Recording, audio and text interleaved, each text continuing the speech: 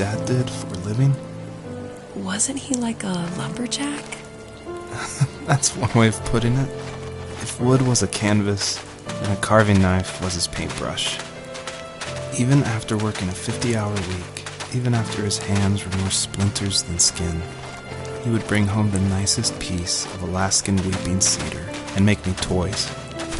That wooden train was the first toy I can remember, and I loved it. I just knew from a young age I was going to be a lumberjack, like my father.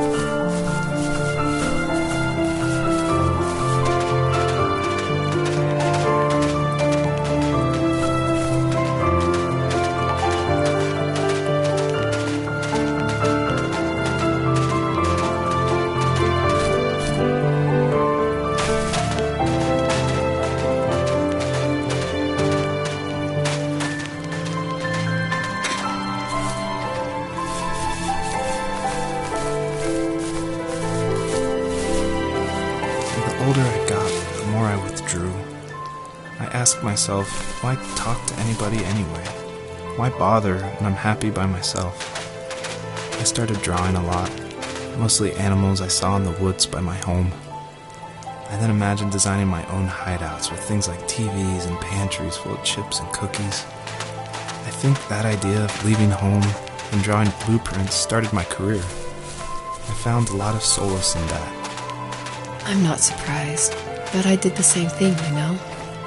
There's something special about having a place to call your own. And now look at us. Well, if you count renting in an overpriced city. It's as close as we can get for now.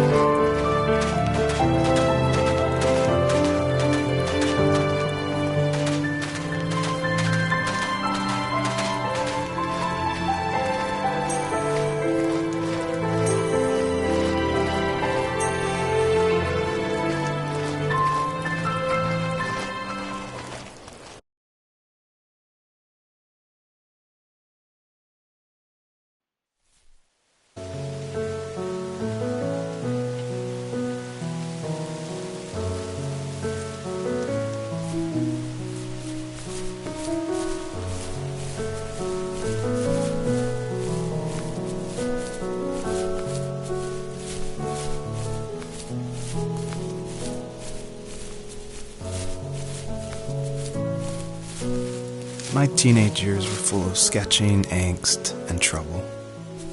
I wasn't popular or unpopular. Maybe just forgettable. I guess that gave me a sense of freedom, so I hung out with crazy kids, doing crazy things, even though I mostly just watched the chaos ensue.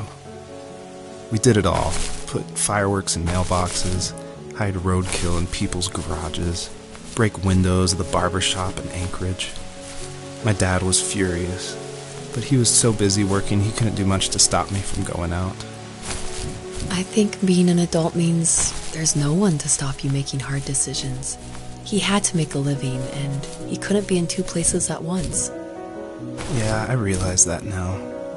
But at the time, I was sure he was more interested in growing his business than what was going on with me.